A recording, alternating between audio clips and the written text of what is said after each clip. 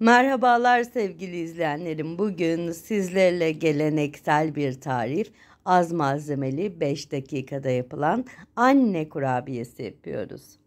Tarifimiz için bir yoğurma kabımıza 250 gram margarin, tereyağı, oda ısısında olsun veya yumuşak margarin, marketlerde satılan benim gibi yumuşak margarinlerden kullanabilirsiniz. 250 gram yağımızı yoğurma kabımıza alıyoruz.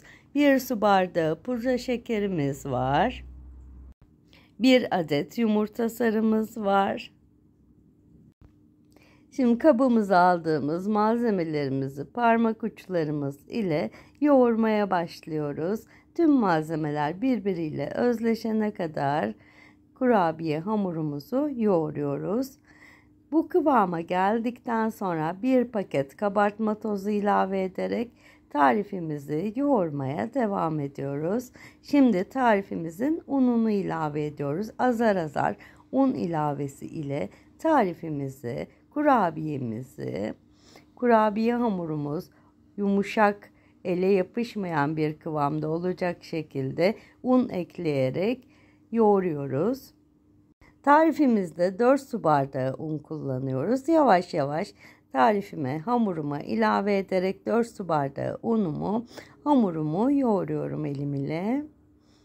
Şöyle artık unumun tamamını ilave ediyorum ve hamurum kıvam alıncaya kadar tarifimi elim ile yoğuruyorum. Ben tarifimi yoğururken siz de YouTube kanalıma abone olup beğen butonuna basarsanız, hele bir de yorum yazarsanız kanalımın büyümesine yardımcı olur. Bir sonraki tarifte de görüşmüş oluruz. Hamurumuz yavaş yavaş kıvam almaya başladı. Ama hala birazcık daha yoğrulmaya ihtiyacı var. Homojen, yumuşak, ele yapışmayan bir hamur elde ediyoruz. Artık yavaş yavaş hamurum toparlandı. Şöyle son 1-2 kere daha yoğuruyorum. Şöyle hamurumun kıvamını da siz izleyenlerime göstermek istiyorum. Kurabiyelerimi bulamak için 1 çay bardağı fındığa, 1 yemek kaşığı şekere ihtiyacım var. Şeker ve fındığımı bir kaşığım yardımıyla karıştırıyorum. Şimdi üst bulayacağımız fındıklı şekerimiz hazır. Daha önceden ayırdığımız yumurta akımız vardı. Kurabiyelerimi mandalina büyüklüğünde elim ile yuvarlayarak şekil veriyorum. İlk önce kurabiyelerimi yumurta akımına, daha sonra da fındıkla şekere batırıyorum ve şöyle gördüğünüz üzere kurabiyelerimiz kolayca hazır oluyor. Yağlı kağıt serili bir fırın tepsime kurabiyelerimi diziyorum.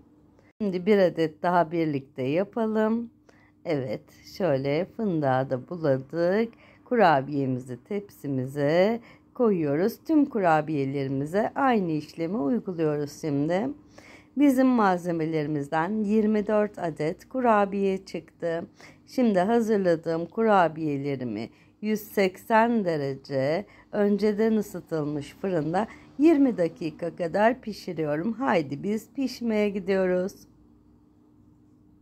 Kurabiyelerimiz pişti, mutfağımız mis koktu. Şimdi oda ısısına gelen kurabiyelerimi servis tabağıma alıyorum. Şöyle tüm kurabiyelerimi servis tabağıma alıyorum ve şimdi artık tadım zamanı. Servise hazır olan kurabiyelerimizin şimdi bir tanesini alıyorum ve hep birlikte şöyle tadına bakıyoruz. Yapan, deneyen herkese afiyet olsun. Bir sonraki tarifte görüşmek üzere.